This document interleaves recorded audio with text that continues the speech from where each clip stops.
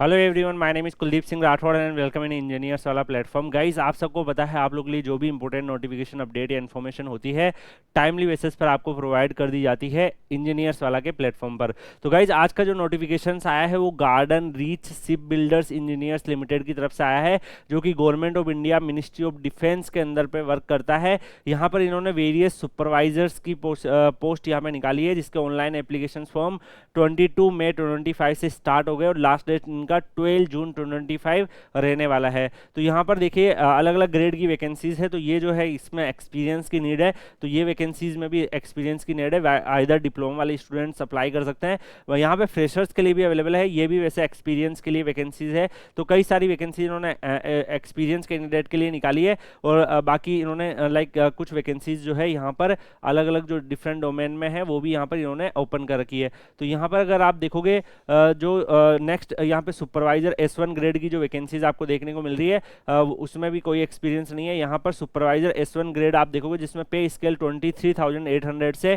83,300 है। 28 ईयर इसमें age limit है। मैकेनिकल की 1 पोस्ट है EWS कैटेगरी के लिए, डिप्लोमा मैकेनिकल में और 60% मार्क्स से तो आप अप्लाई कर सकते हो। यहाँ पे एक्सपीरियंस की डिमांड नहीं करी है। यहाँ पे सुपरवाइजर S1 ग्रेड इलेक्ट्रिकल की भी 1 वैकेंसी है OBC के लिए, सेम सैलरी स्केल है, डिप्लोमा इलेक्ट्रिकल इंजीनियरिंग में और इक्विवेलेंट में है तो अप्लाई कर सकते हो, कोई भी एक्सपीरियंस नहीं चाहिए। सुपरवाइजर S1 ग्रेड की यहाँ पे सिविल में भी 1 वैकेंसी है OBC कैंडिडेट के लिए, कोई एक्सपीरियंस की डिमांड नहीं है। सुपरवाइजर S1 ग्रेड अगेन यहाँ पे मैकेनिकल की 2 वैकेंसीज है, फॉर जनरल के लिए 1 और SC के लिए 1। डिप्लोमा आपके पास मैकेनिकल में होना चाहिए, कोई भी एक्सपीरियंस नहीं चाहिए। यहाँ पे सुपरवाइजर S1 ग्रेड की यहाँ पे भी सिविल जो है उसके लिए 1 वैकेंसीज अगेन है, तो यहाँ पे कोई भी एक्सपीरियंस की डिमांड नहीं है।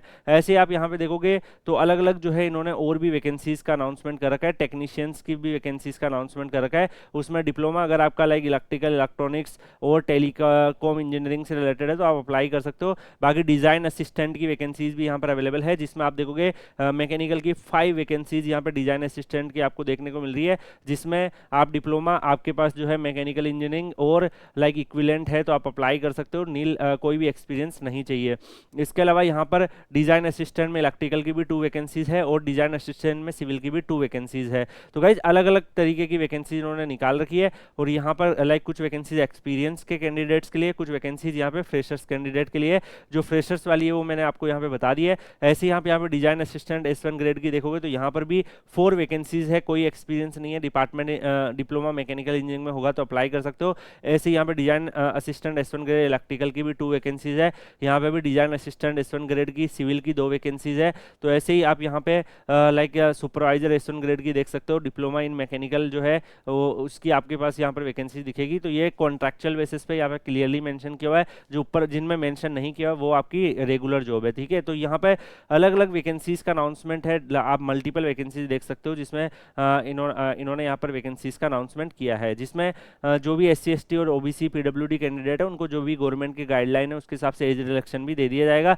मैकेनिकल में अगर आप मैकेनिकल के रिलेटेड किसी भी फील्ड में अगर आपने डिप्लोमा कर रखा है तो आप एलिजिबल हो। ऐसे ही आप इलेक्ट्रिकल में भी इनमें से किसी भी डिसिप्लिन में कर रखा है तब भी आप एलिजिबल हो। यहाँ पे इन्होंने क्लियरली मेंशन कर रखा है। आपको जब अप्लाई करोगे तो उस टाइम पर आपको जो भी नेसेसरी डॉक्यूमेंट्स वगैरह है वो यहाँ पर आपको अप्लाई कर देना है, ठीक है। इसके अलावा यहाँ पर अगर आप देखोगे इन्होंने कंप्लीट जो है पूरा डिटेल दे रखा है। तो इनिशियली जो इनका टेन्योर है वो 3 इयर्स का इन्होंने रखा हुआ है, तो 3 इयर्स के बेसिस पे ये अपनी रिक्रूटमेंट कर रहे हैं। टेन्योर इनका 3 ईयर का रहेगा।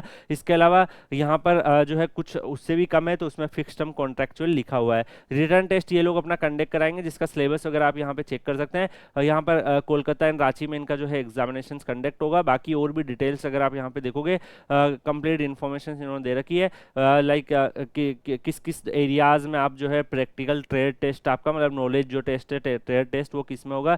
रिजर्वेशंस के जो बेनिफिट्स है डेफिनेटली वो भी प्रोवाइड किए जाएंगे। अप्लाई करने के लिए इनकी जो ऑफिशियल वेबसाइट है उस पर आप विजिट करके 12 जून से पहले अपने एप्लीकेशन फॉर्म फिल कर दीजिएगा।